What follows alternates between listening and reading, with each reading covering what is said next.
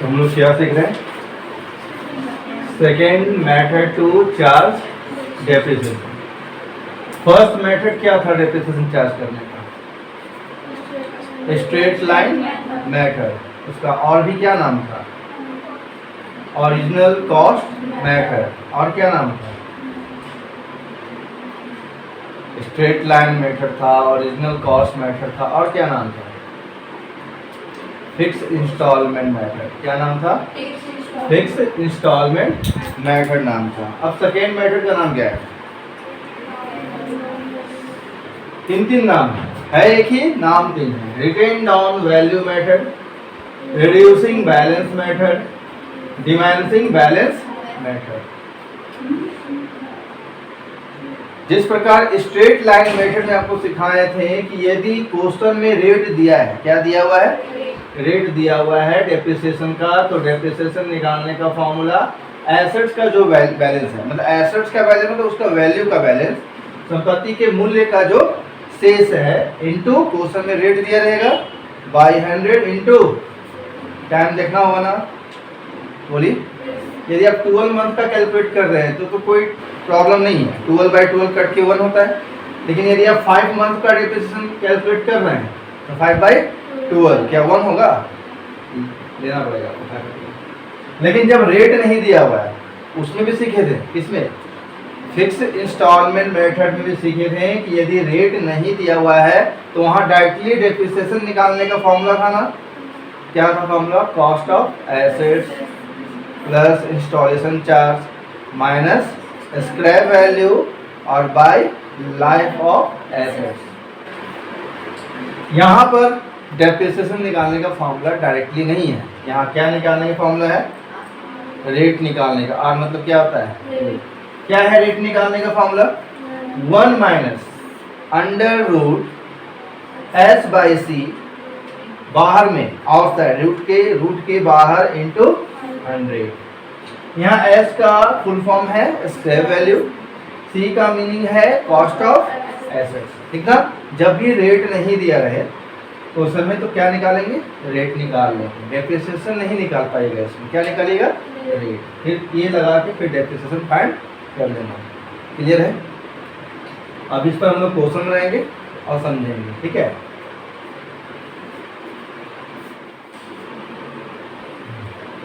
चलो तो क्वेश्चन को एक बार और रिपीट करो। क्या है क्वेश्चन?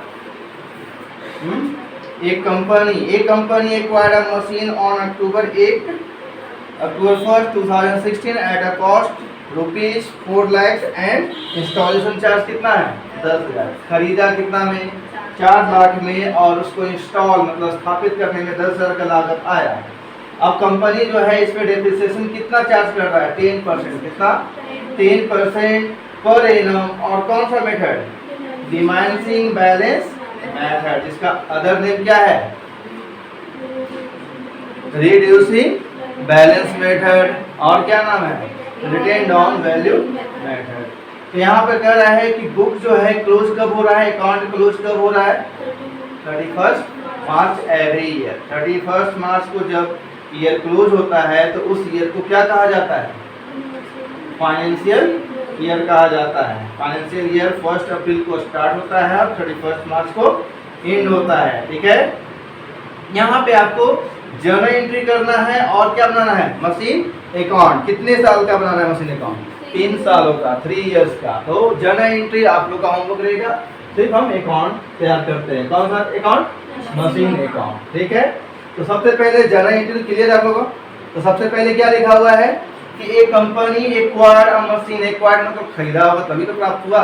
तो मशीन आप खरीदे, उसका क्या एंट्री होता है? Machine account debit to. तो मशीन अकाउंट डेबिट टू लिखते हैं ना, कैश या बैंक? कैश भी या बैंक अकाउंट। खरीदे कितना में? 4 लाख में। कितना में? और इंस्टॉल कितना में किए? इंस्टॉल मतलब स्थापित करने, मशीन को बैठाने में खर्चा कितना आया? तो स्थापित करने का भी एंट्री सेम होता है, पता है ना?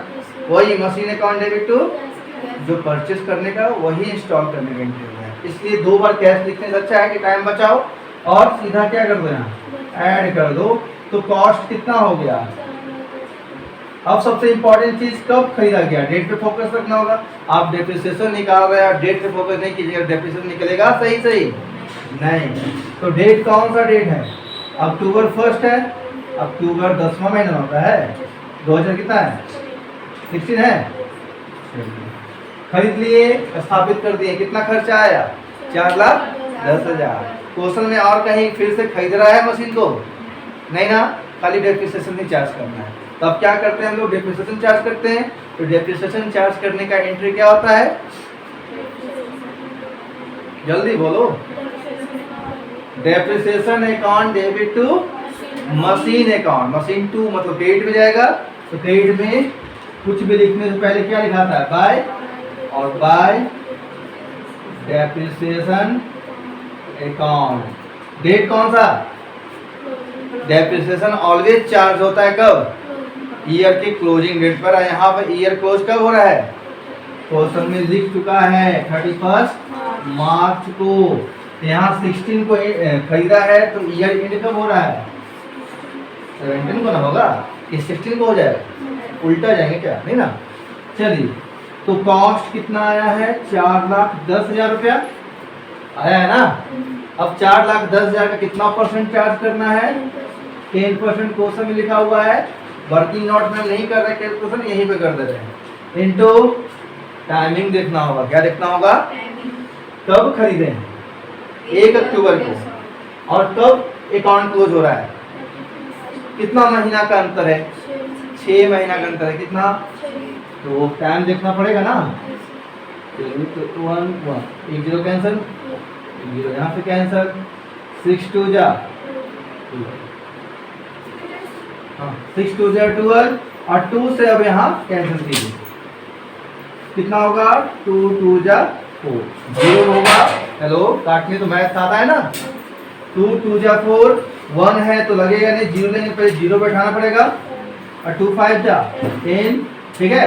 अब यहाँ पर डबल 0 बैठा दें, तो कितना आया 20,500 आया, कितना आया 20,500। 6 महीना यूज किए, 6 महीना यूज किए ना इस वर्ष, तो इस मशीन का मूल्य कितना कम हो जाएगा, 20,000।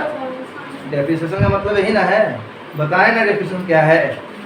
सबसे पहले आप बताइए, डेप्रिसिएशन एक्सपेंस है, यही इसका सुनो, डेप्रिसिएशन कैश वाला एक्सपेंस है या नॉन कैश एक्सपेंस है,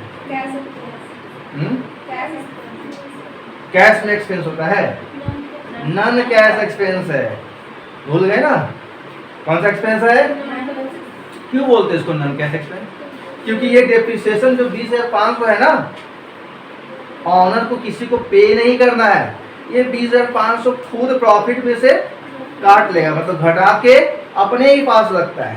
किस लिए रखता है अपने पास, कि एक समय के बाद मशीन तो खराब हो जाएगा, तो उस समय अचानक 4 लाख 5 लाख रुपया कहाँ से आएगा, और चलो ठीक है भी, तो अचानक 4-5 लाख रुपया अपने कैपिटल से निकाल लीजिएगा, तो इसका इफेक्ट डायरेक्टली कहाँ पड़ेगा, अरे बिजनेस पे पड़ेगा, बोलिए जवाब दीजिए, कहाँ पड़ेगा, बिजनेस घाटे में जाएगा।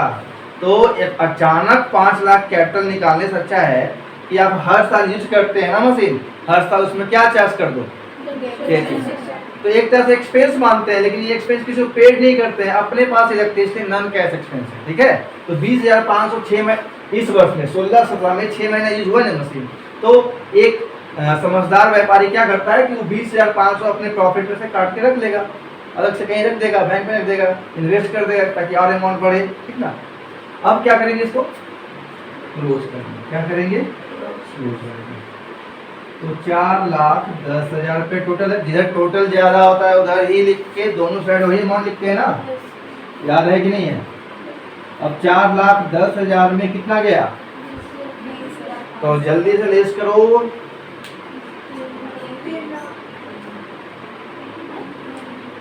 कॉमर्स के स्टूडेंट का जो है ना जोड़ घटा 3,90,000 500 आ जाएगा ना, ठीक है। क्या नाम से लिखते हैं, बाय बैलेंस शीट ना, और डेट क्या लिखते हैं, क्लोजिंग डेट, कौन सा डेट लिख दिए, अब ये सीडी बनेगा नेक्स्ट ईयर के लिए बीडी। सीडी मतलब कैरी डाउन, फुल फॉर्म क्या होता है, और बीडी का मतलब ब्रॉट डाउन, कैरिड करके ले जा रहे हैं नेक्स्ट ईयर में, कैरी करके उठा के ढो के ले जा रहे हैं कहाँ, नेक्स्ट ईयर में, ठीक ना। और नेक्स्ट ईयर में ले जाएंगे तो डेबिट साइड लिखेंगे टू बैलेंस बीडी मतलब ब्रॉट लाया गया डाउन, ठीक ना, ब्रॉट डाउन। अब अपोजिट साइड दिखाते हैं, यदि सीडी आपका क्रेडिट साइड है तो बीडी डेबिट साइड, सीडी यदि आपका डेबिट साइड है तो बीडी, ये रूल है। और डेट कौन सा है, यहाँ क्लोजिंग डेट है तो यहाँ ओपनिंग डेट, तो 31 मार्च के बाद आता है 1 अप्रैल, ईयर सेम रहेगा 2017 था। अमाउंट वही कितना, 3,89,500, क्लियर। अब हम लोग कौन से ईयर में आ गए, 17-18 में, इसमें आ गए 17-18 में। क्या मशीन यूज नहीं करेंगे, और नहीं भी यूज करेंगे तो क्या डेप्रिसिएशन चार्ज नहीं करेंगे। तो चलिए फिर से वही कहानी स्टार्ट करेंगे। क्लोजिंग डेट कब आएगा इस ईयर में, 31/3/2018, 31/3/2018 को आएगा ना। फिर से डेप्रिसिएशन चार्ज करेंगे बाय, शॉर्ट में लिखे डेप्रिसिएशन। अब हम लोग कौन सा मेथड से डेप्रिसिएशन चार्ज कर रहे हैं, डिमाइनिंग बैलेंस मेथड। फिक्स मेथड खत्म हो गया, डिमाइनिंग बैलेंस, इसका और भी नाम बताएं, written down value method, reducing balance method.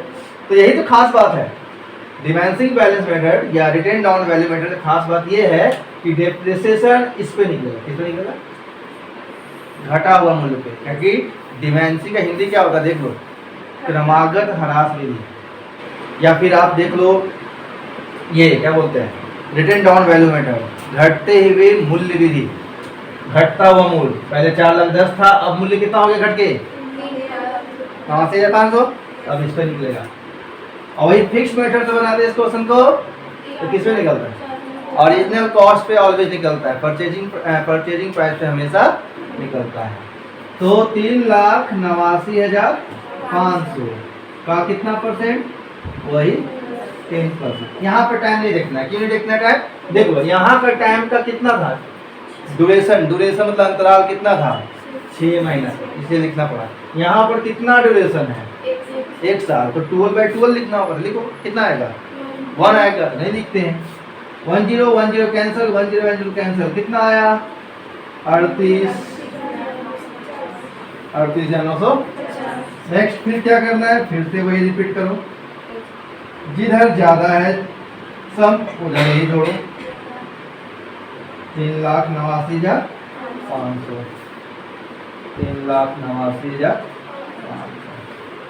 में से कितना ज्यादा है, जल्दी घटाते हैं इसे, 0 का 0, 10 में 5 किया 5, यहाँ कितना बचा 4 ना, तो 4 में 9 तो ले जाएगा, 14 में 9 किया तो 5 ही ना होगा, यहाँ 8 बचा, 8 में से 8 किया तो 0, फिर यहाँ 8 में 3 किया तो 5, फिर 3 का कितना आया, 3,50,500। सही घटाए, जोड़ के देखो तुरंत सही, 0 का 0, 5 5 10, 5 9 14 और 1 15, फिर 8 और 0 8, एक हाथ में 9, फिर 5 3 8, सही है। बाय क्या नाम से, बैलेंस सीडी, डेट वही क्लोजिंग 31/3 कितना, फिर से रिपीट, नेक्स्ट ईयर कितने साल का बनाना है, तो 2 साल कंप्लीट हो गया ना, थर्ड ईयर बनाने जा रहे हैं, थर्ड ईयर में ट्रांसफर करो, 1 अप्रैल 2000 कितना हो जाएगा, वही रहेगा 18 ना, बस एक दिन आगे क्या लिखेंगे, टू बैलेंस डीडी लिखेंगे, कितना 3,50,550, कॉमा जरूर देंगे, कितना संख्या में, फिर से वही काम, इतनी इजी है, लिखा कर रहा है। क्लोजिंग डेट कब आएगा, 18-19 बना रहे हैं ना हम लोग, तो क्लोजिंग डेट कब आएगा, क्या लिखेंगे फिर से,